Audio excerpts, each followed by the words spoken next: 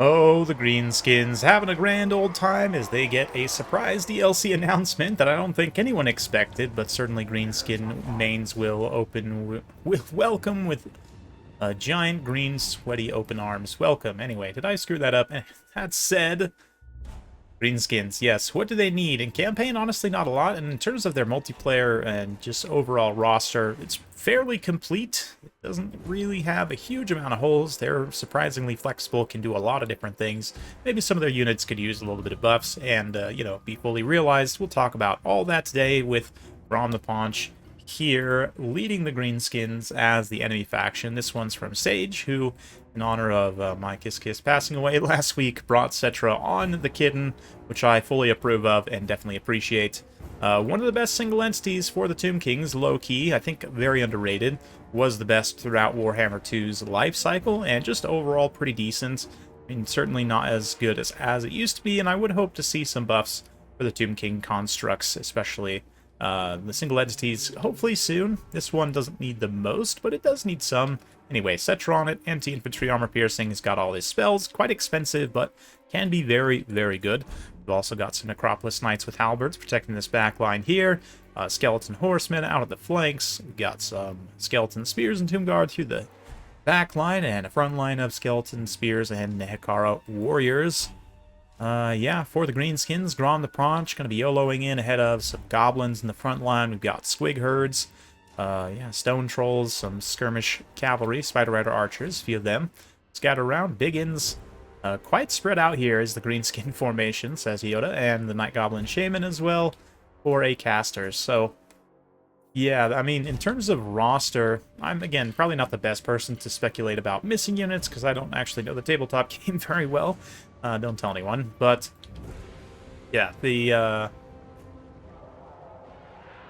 terms of what they can do for Greenskins, as far as I understand it, they have a lot of missing sort of variants of units, as we see these goblins come clash in front line with these Nehekara warriors here.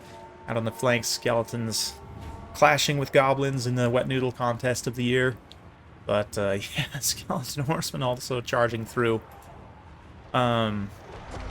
There is obviously the big single entity Squig. Speaking of Squigs, as they charge into this flank engagement, that is a possible, like, centerpiece for them. One big thing for me, and I guess my number one request for the Greenskins, is for Black Orcs to be properly implemented. So, as far as I understand, now I'm going to talk about tabletop, which I don't know very much about, so correct me if I'm wrong on any of this, but Black Orcs in tabletop, as we look at this opposite flank here, were actually able to switch weapons during combat, essentially. Like, each round of combat they could pick whether they wanted to be hand weapon and shield, dual hand weapon, or a great weapon. So in Total War Warhammer, you could easily implement that as a weapon switch, which they have done in other Total War titles for different units. Easily implement a weapon switch where they can, as long as they're not in melee combat, switch between various weapon types, and I think that would be great. Definitely give Black Orcs more use and more flexibility, and yeah, make them a staple once again in many builds. Black Orcs could also use with a little bit of a buff as well, but definitely getting that arm to the teeth rule properly implemented would be a nice rework and retooling of Greenskins. They also have a lot of other weapon variants on other units that are not currently implemented, like Orc Boys with spears, basically, right? I don't know if we'll see those implemented, but it certainly would be a way to sort of pad out the DLC numbers relatively cheaply for CA, which is why it's maybe likely that they will. Out here on the flanks, we've got some Boar Boys just running for the hills, fruitlessly trying to escape from those skeletons, and yeah. Necropolis Knights on this near side also doing a great job fighting those stone trolls and biggins. The terrain here has actually, I think, favored Tomb Kings, perhaps, although this center engagement has gone fairly poorly for them, as these Tomb Guard now getting fully surrounded here. Stone Trolls looking pretty nasty. As far as characters go for the Greenskins, there's a few Orc characters that they could implement. Gorfang Rockcut is already in the game, but he's basically just a generic Lord. He could be a legendary Lord. There's another legendary Lord, though, Gorbat Ironclaw, who is basically like an Orc tactician, kind of strategist type lord, who I think would probably be the most interesting to implement if he had some sort of combined arms buffs. He rides a massive pig, which would make a nice sort of combat sort of support lord counterpart to Warzag, who is the, like, caster support pig lord, right? Give him an interesting counterpart. But anyway, the Greenskins here suffering a little bit as they get spread out, and the Tomb Kings actually have a pretty decisive mobility advantage with these Necropolis Knights and with Cetra, especially with all those boars just losing out and getting chased all the way to the moon there on the flank.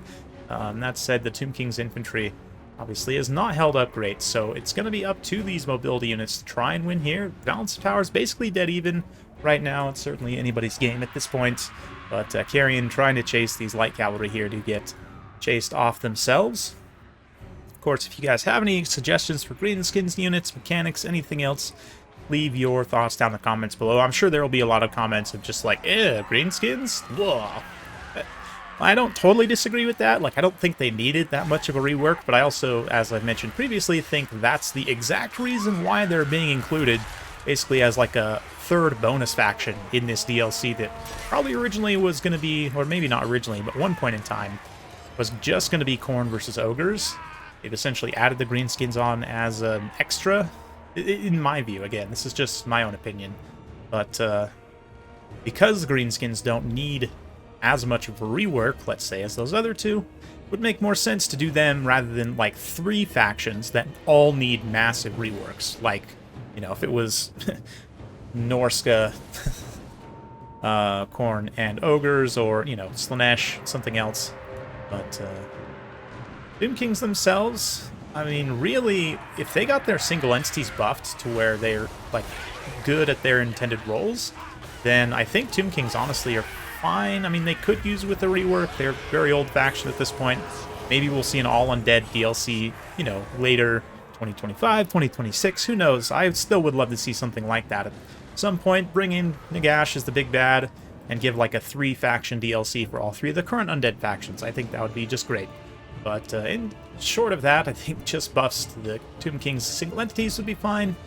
As for the Greenskins, yeah, just more of what they're missing in their roster, and I'm sure other people, or Master Sotek and others who, you know, are more familiar with the tabletop, will be making videos about all the missing units from the lore.